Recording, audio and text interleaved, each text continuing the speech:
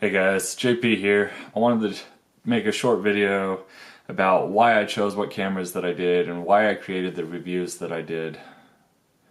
So, the reason that I did this is I've been using the iPhone to make all of my YouTube videos, and it seemed to me that a dedicated camera would be able to do the job a heck of a lot better than an iPhone that does 1,000 things for $1,000. Like I've said in one of my previous videos, it's like when you spend $1,000 on something that does 1,000 things, the cost or all that money is going towards each of those 1,000 things. So it'd be on average $1 per thing. So you're probably not going to end up with something that does something does those things very good.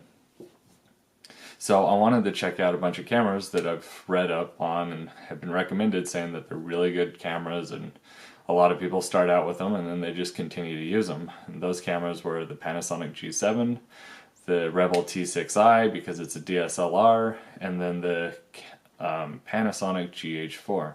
The GH4 is a really expensive camera, so once people go to this, they generally don't go to something bigger. But I digress. So now I kind of want to talk about the pros and cons that I found with each camera, and then I want to end with the camera that I'm going to finish my I'm going to switch to using with my YouTube channel. Okay, so the first camera I wanted to talk about was the Canon DSLR. Now, this camera, it's fairly cheap. It's about $800. It's a kit camera, so it comes with a lens. It's got image stabilization built into the lens, and it's fairly easy to use. Like all three cameras that I chose, it's got a flip out screen that I can rotate so that when I'm recording video I can see what's going on the front of the screen. Now this camera, I like that it had a separate mode for shooting movies just right here on the switch.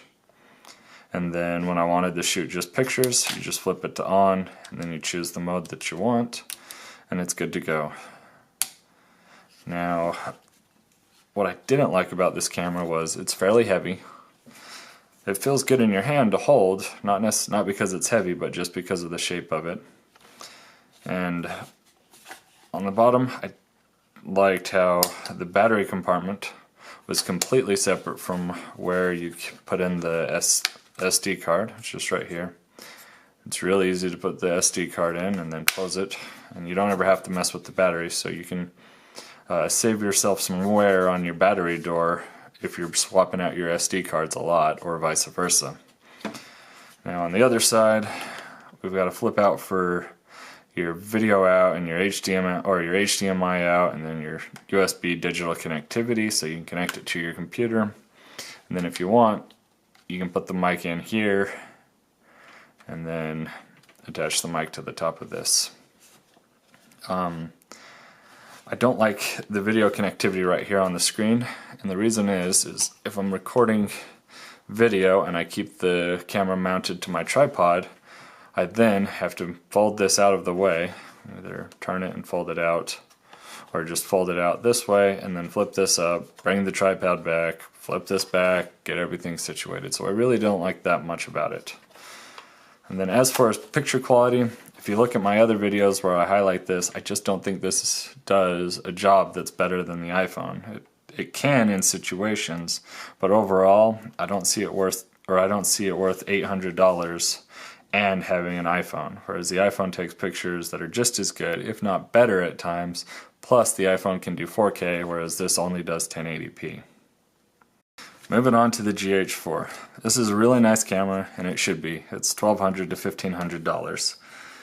And it's got a magnesium body. It feels really good in the hand. It's solid, and it's easy to hold on to. But just like the Canon camera, it's actually pretty heavy to hold on to, so that part of it doesn't feel good. It's nice that on the wheel to select your different video modes, you can push a little button to lock it to prevent it from moving. And then you've got various switches.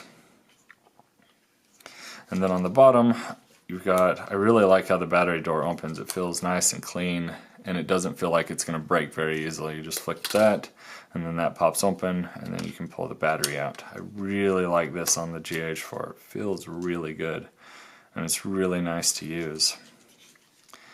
Now, on this side, it's got the same problem that the DSLR had, where you can flip out, or you connect to the video, or you connect to your computer or HDMI on this side while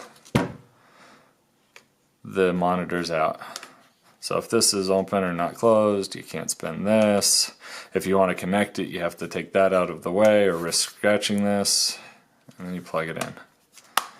And then you've got the mic right here, or your headphones that you can plug in right here, and then right here you can plug in the mic. Overall, I really don't have much bad to say about this camera. I think I'll eventually get one, or get its newer brother, the GH5.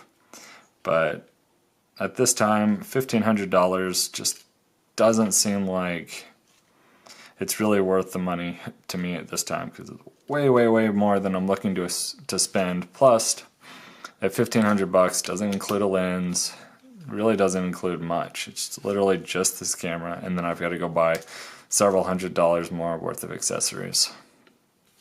So that's my thoughts on the GH4. Alright, so moving on to the iPhone.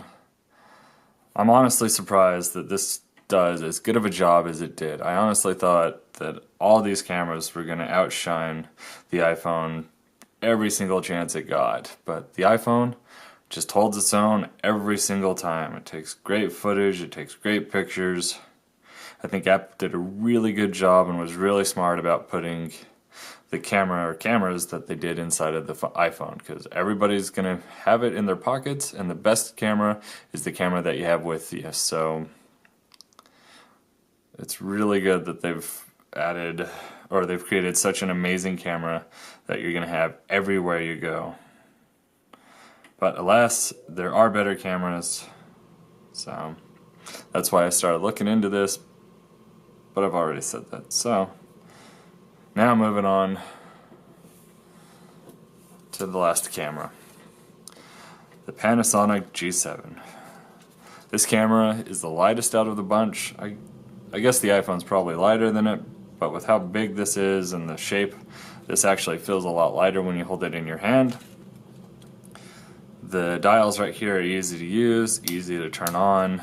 It's easy to click the shoot button when you're using it. The lens that comes with it is a great lens. From what I can tell, it works really well with this. When I was using this to shoot all the pictures and videos, this was really fast and really easy to shoot with compared to the DSLR and then the GH4. It's more expensive, bigger brother. But with that being said, there are some things I don't like about it. The door for the memory card is also the door for the battery right here. And then it also feels kind of cheap. It feels like it's going to break. The best battery door was on the GH4. But do love there's no inputs or outputs right here. You can open the door and just leave it open, and you don't have to worry about anything scratching your screen while you're trying to plug it in. I guess you have the mic right here, but that's going to be pretty stationary through things. You're not going to be unplugging it or plugging it in a lot. And then over on the other side, this is where you've got the digital connectivity. Now, the GH4 and the G7 have this problem. I really, really, really hate the connectivity to plug it into my computer. This interface isn't a standard micro USB, it's something else, and it's the cable that they include with it is about 2 inches long and really, really short, thus making it really hard to use in my situation. Alright guys, so here's the decision time. What camera do you think I chose? Do you think it was the DSLR, the GH4, or the G7? Well, if you think it was the G7, then you're right. I love this camera. It's fast, it's fun, it's easy to use, it's a great deal, and I look forward to using it to make a lot more videos for you guys. Please let me know what you thought about this video in the comments below. If you want to see my other videos where I review each camera and pit them against each other, go ahead and check out the other videos on my channel. If you like this video, give me a like. If you want to see more of these videos, go ahead and subscribe to my channel, and I'll see you in the next one.